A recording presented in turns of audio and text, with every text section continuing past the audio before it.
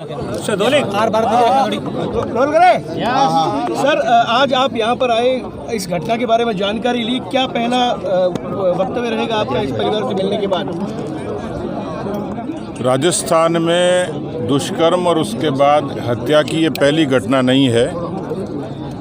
ये राजस्थान की जनता, national crime record bureau और राजस्थान की राजनीति और यहाँ के हालात को समझने वालों को सबको पता है कि राजस्थान इस समय दुष्कर्म में नंबर 1 है। खास तौर पर महिलाओं के प्रति जो अपराध हैं उसमें भी राजस्थान 1 नंबर पर है। राजस्थान में लगभग 9 लाख मुकदमे दर्ज हुए हैं। 1,25,000 से भी ज़्यादा अपराध महिलाओं के प्रति हुए हैं। और उसमें भी दुर्भाग्य की बात यह है कि पिछले 21 और 22 का आंकड़ा देखें तो 18% जो अपराध हैं वो शेड्यूल कास्ट की महिलाओं के साथ हुए, अनुसूचित जाति की महिलाओं के साथ हुए। अनुसूचित जाति पर उत्पीड़न और अपराधों की घटनाएं 19% बढ़ी हैं। और इसलिए ये अंदाज लगा सकते हैं कि जिस राजस्थान को ये कहा जाता था कि शांतिपूर्ण प्रदेश है, अब ये पूरे तरीके से अशोक गहलोत की सियासत में, उनके राज में, उनकी शासन में अपराधों की राजधानी बन गया है। और इसका दोषी कोई है तो राजस्थान का मुख्यमंत्री, राजस्थान का गृह मंत्री है। इसमें दुर्भाग्य और जुड़ जाता है जब उनके ही संभाग में इस तरीके की घटनाएं होती हैं। और घटनाएं होने के बाद जिस तरीके से पर्दा डाला जाता है, आज बेशक समझौता हो गया क्योंकि पीड़ित परिवार आर्थिक रूप से भी और सामाजिक रूप से भी पीड़ित है और उसने प्रशासन के दबाव में हो सकता है ये समझौता कर लिया हो। लेकिन इस समझौते के बाद में धीरे परत दर परत जो बातें आएंगी उससे कांग्रेस पार्टी की सरकार अपने पापों पर पर्दा डाल नहीं सकती। ये समझौता कांग्रेस पार्टी को, अशोक गहलोत को पाक साफ कतई नहीं करता है। और इसलिए आज नहीं तो कल, कल नहीं तो परसों इन अबलाओं की बददुआएं कांग्रेस पार्टी पर और अशोक गहलोत पर भारी पड़ने वाली हैं। ये जवाब तो जनता की अदालत में देना ही पड़ेगा, क्योंकि राजस्थान में आज जो प्रश्न है किसी पंथ, जाति और मजहब का नहीं है। वो प्रश्न है कानून व्यवस्था का। अपराधी अपराध क्यों करता है? क्योंकि उसको लगता है कि कानून का शासन नहीं है, सरकार कमज़ोर है।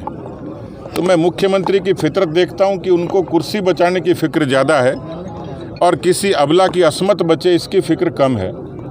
और इसलिए 1,25,000 से भी ज़्यादा मुकदमे महिलाओं के प्रति कम नहीं होते हैं। जो आंकड़ा है वो प्रमाणिक है। नेशनल क्राइम रिकॉर्ड ब्यूरो इस बात को पुख्ता करता है कि 6,000 बलात्कार किसको कहते हैं। इसलिए सरकार किस काम की है, किस नाम की सरकार है? ऐसा लगता है कि सरकार का इकबाल ख़त्म हो गया। और जो पुलिस थानों के बाहर जो पंचलाइन लिखी होती है, अपराधियों में भय और आमजन में विश्वास, मुझे लगता है कि ये उल्टी हो गई पंचलाइन। अपराधी बेखौफ हैं और आम जनता खौफजदा है। इसलिए भारतीय जनता पार्टी का प्रतिनिधिमंडल भी है, मैं भी एक जिम्मेवार जनप्रतिनिधि हूँ। मेरी आत्मा ने गवारा नहीं किया इसलिए मैं चल कर आया। हमारे जो प्रतिनिधिमंडल के सदस्य हैं वो बारीकी से हर तथ्य पर इस पर पूरी जानकारी करेंगे। पीपी चौधरी जी, हमारे सचेतक जोगेश्वर गर्ग जी, विनीता सेठ जी और हमारे यहाँ के तभी स्थानीय अमराराम जी से लेकर हमीर सिंह जी, तमाम लोग, हमारे जिलाध्यक्ष जी, उन्होंने पूरी जानकारी दी और समय समय पर दी। एक जागरूक विपक्ष के नेता के नाते, कार्यकर्ता के नाते और जनप्रतिनिधि के नाते आपने इस मामले को जिस तरीके से उजागर किया है और पीड़ित परिवार के साथ खड़े रहे हैं, यही कारण है कि आनंद फानंद में सरकार को ये सब करना पड़ा। और जो मैं कह रहा हूँ, जो मेरी बात का निष्कर्ष है वो यही है कि किसी भी तरीके के आर्थिक रूप से, सामाजिक रूप से पीड़ित पक्ष का समझौता ये अशोक गहलोत की सरकार पर, अबलाओं पर होने वाले हमले के पाप को रोक नहीं सकता, उससे वो छुप नहीं सकते, उससे बच नहीं सकते। सर, परिवार के साथ में सर बदतमीजी करी है सर, और साथ में पुलिस ने FIR के रजिस्ट्रेशन में देरी, और जोधपुर ट्रीटमेंट में जो है वो पहुंचने में काफ़ी समय लग गया सर।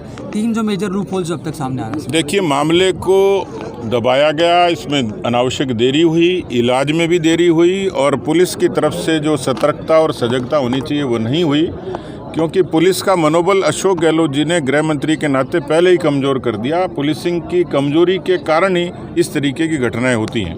लड़की हूँ, लड़ सकती हूँ, प्रियंका गांधी ये बार बार नारा लगाती है, क्या सलाह देना चाहेंगे? देखिए, कांग्रेस में चाहे प्रियंका गांधी जी हों, चाहे राहुल गांधी जी हों, वो केवल नारों पर जिंदा हैं, लेकिन जनता नारों पर इत्तेफाक नहीं करती, उस पर भरोसा नहीं करती, ज़मीन पर लड़ना पड़ता है। लेकिन ये उनकी फितरत में नहीं है।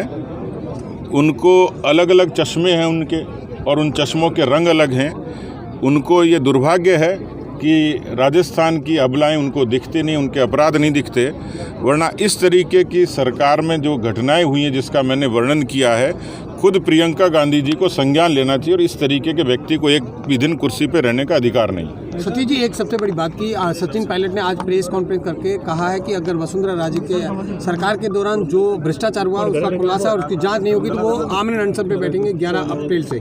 क्या कहना चाहेंगे आप? मैं उस पर विशेष टिप्पणी नहीं करूंगा, क्योंकि आज मैं पीड़िता के इस पूरे मसले को देखने के लिए आया हूँ। लेकिन कांग्रेस की जो अंतर्कलह है, जो अंतर्विरोध है, जो उनकी फूट है, जिससे राजस्थान की आवाम को पिछले 4.5 वर्षों से ये रामलीला देखने को मिल रही है, जिस तरीके से गवर्नेंस की फेल्योर हुई है, उसका बड़ा कारण कांग्रेस की ये आपस की फूट है, जिसके कारण राजस्थान में एक राजनीतिक अस्थिरता थी।